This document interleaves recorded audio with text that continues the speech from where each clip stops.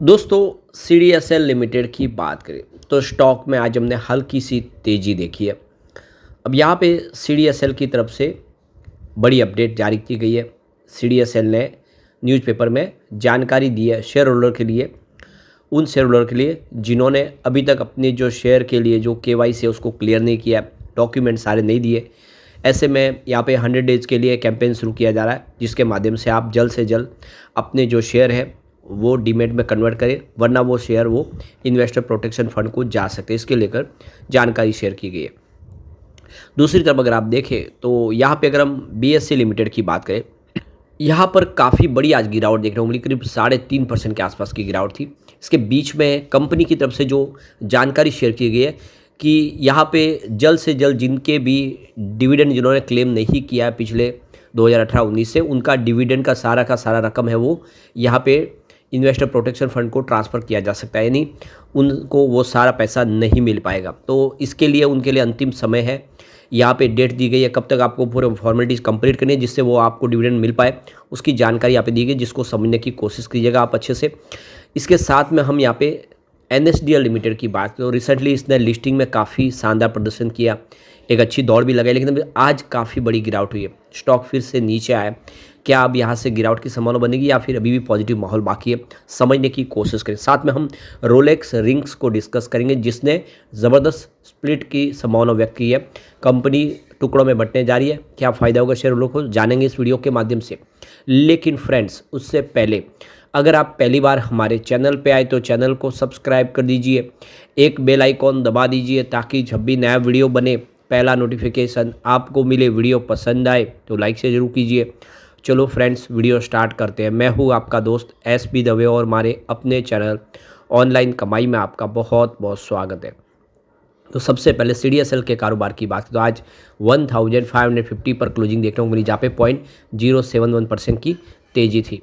अब यहाँ पे जो बड़ी अपडेट निकल के आ रही है, सीडीएसएल ने यहाँ पे एक्सचेंज को जो जानकारी दी है, उन्होंने आप देख लो कि एक नया 100 डेज का कैंपेनिंग शुरू किया है, सक्षम निवेशक, इसकी जानकारी पेपर में दी है एडवर्टाइज के माध्यम से। तो देखो कि the financial express English newspaper और लोक सत्ता मराठी पेपर के अंदर इसकी जानकारी दी गई है। तो वो शेयर होल्डर जिन्होंने अभी तक अपनी सारी की सारी जो केवाईसी फॉर्मेलिटीज़ कंप्लीट नहीं किए, उनके लिए अंतिम मौका दिया जा रहा है, ये 100 दिन का जो सक्षम निवेशक के तौर पे।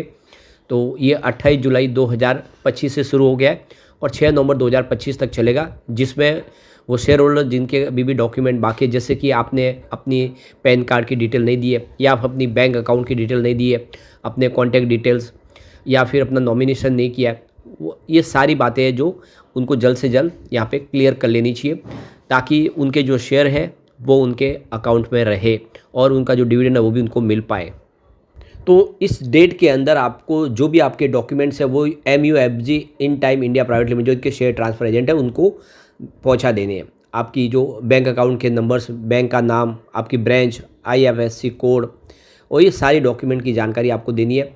और आपके जो भी दूसरे डॉक्यूमेंट की रिक्वायरमेंट है वो सारे यहाँ पे कंप्लीट कर देना है, ताकि आगे भी आपको आपकी जो शेयर है वो आपके सुरक्षित रहे और ये जो शेयर है वो एजुकेशन और इन्वेस्टर प्रोटेक्शन फंड को ट्रांसफ़र न किए जाए।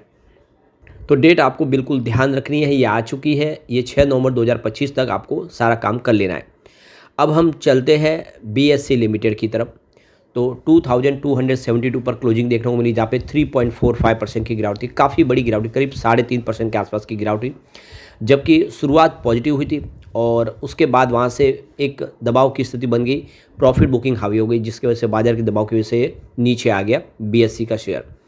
अब वहाँ पे जो बीएससी लिमिटेड की तरफ से जो जानकारी दी गई है, यहाँ पे देख सकते हो कि उन्होंने न्यूज़पेपर के अंदर एडवर्टाइजमेंट दी है, जो आपके इक्विटी शेयर है वो IEPF अथॉरिटीज़ को ट्रांसफ़र किए जा सकते हैं अगर आपने अपना डिविडेंड और अपने जो है फॉर्मेलिटीज़ कंप्लीट नहीं किया, अपना डिविडेंड अभी तक क्लेम नहीं किया। तो कंपनी की तरफ से देखिए फाइनेंशियल एक्सप्रेस इंग्लिश और नवशक्ति मराठी पेपर के अंदर मंगलवार को यानी 9 सितंबर 2025 कल को एडवर्टाइजमेंट दी है और इसके माध्यम से यहाँ पे सारे के जो शेयर होल्डर्स हैं उनको कहा है कि आप अपना जल्द से जल्द अपने सारे के सारे जो डॉक्यूमेंट अभी क्लियर उन्होंने नहीं किए, कुछ उनके डॉक्यूमेंट बाकी है, वो सारे सबमिट जल्द से जल्द करें ताकि उनके जो डिविडेंड की जो अनक्लेम रकम है वो वापस उनको मिल पाए। तो देखिए कि 2018-19 से लेके अभी तक जिनकी डिविडेंड की जो रकम है उनको नहीं मिली है, वो जल्द से जल्द उसको क्लेम करें, वरना वो सारी जो रकम होगी, जो पैसे होंगे आपके डिविडेंड के, वो डिविडेंड के पैसे यहाँ पे देख सकते हो कि ये इन्वेस्टर एजुकेशन प्रोटेक्शन फंड में ट्रांसफ़र किए जाएंगे और आपको मिल नहीं पाएंगे। उसके लिए आपको बहुत जद्दोजहद करनी पड़ेगी। तो एक अच्छा मौका आपके पास, डेट आ चुकी है, तो आप देख सकते हो कि ये एक अच्छा मौका है। जल्द से जल्द अपने सारे के सारे जो डॉक्यूमेंट बाकी है उसको क्लियर कर दे ताकि आपको आपका डिविडेंड मिल पाए और आपके शेयर भी सुरक्षित रहे। यहाँ पे अगर हम बीएससी के फंडामेंटल देखें तो बहुत अच्छे हैं। मार्केट कैप इसका 92,049.16 करोड़ के आसपास है।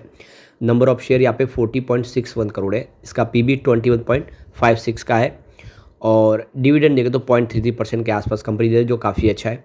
ऑपरेटिंग इसका रिवेन्यू की बात करें तो 2,883.35 करोड़ के आसपास है। प्रमोटर होल्डिंग यहाँ पे 0 है। सेल्स ग्रोथ इसकी 129.25 की है। इसका ROC 44.76% है और पी रेशियो इसका 65.39 का है। फेस वैल्यू 2 रुपीज़ है और बुक वैल्यू इसकी 105.14 रुपीज़ की है। नेट प्रॉफिट 1,112.45 करोड़ है। इसका EPS 34.66 रुपीज़ है और ROE इसका 33.75% है, जबकि प्रॉफिट ग्रोथ इसकी 47.66% है। फंडामेंटल काफ़ी अच्छे हैं और उम्मीद है कि स्टॉक आने वाले समय भी बेहतर करेगा। चलते हम NSDL की तरफ। 1305 पर आज क्लोजिंग थी, जहाँ पे 2.73% की गिरावट देखने को मिली। तो गिरावट काफ़ी बड़ी थी आज। स्टॉक पिछले दिनों अच्छी खासी बेहतर दौड़ लगाया, लेकिन अब वापस नीचे आ गया। तो ये देख सकते हो कि स्टॉक में बीते दिनों 4% की तेज़ी आई थी। स्टॉक 1383 के लेवल तक पहुंच गया था, लेकिन फिर उसमें अब देखें तो प्रॉफिट बुकिंग हावी हो गई, गिरावट का हिस्सा बना, जिसकी वजह से ये नीचे आया। क्योंकि अब देखो लॉक इन पीरियड भी खुला अपने उन एंकर इन्वेस्टर का जिन्होंने IPO के वक्त निवेश किया था, तो 50% उनका हिस्सा अब लॉक इन पीरियड से खुल चुका है। तो वो भी थोड़ी थोड़ी बिकवाली करे, जिससे भी थोड़ा सा अब जैसे ऊपर की तरफ स्टॉक बढ़ता है वो थोड़ा अपनी बिकवाली करते हैं, जिससे शेयर की प्राइस वापस नीचे आती है। IPO इसका 800 में आया था और अभी फिलहाल उस लेवल से 65% ऊपर ट्रेड कर रहा है, तो काफ़ी अच्छा प्रॉफिट मिल रहा है। थोड़ा थोड़ा पे प्रॉफिट बुक किया जा रहा है। 11 अगस्त 2025 को इसने ऑल टाइम हाई को छुआ था 1425 का, नहीं 1425, और इस बार तेजी के दौर में फिर से एक बार 1383 तक जाके आए। तो मार्केट एक्सपर्ट को लग रहा है कि आने वाले दिनों में स्टॉक अच्छा कर सकता है। जो बड़े फंड हाउस है जिनकी बिकवाली थम जाएगी तो फिर एक शानदार तेजी की संभावना यहाँ पे फिर बनेगी। कंपनी के प्रदर्शन की बात करें तो ये कंपनी ने यहाँ पे 12 अगस्त को अपने क्वार्टर 1 के नतीजे जारी किए, जिसमें आप देखें तो कंपनी ने यहाँ पे ईयर ऑन बेसिस पे 15.16% का प्रॉफिट दर्ज किया, उसमें तेज़ी बताई। और आप देखें जो कंसोलिडेटेड प्रॉफिट रहा है वो 89.63 करोड़ के आसपास था इस बार, जो पिछले एक साल पहले 77.82 करोड़ के आसपास था।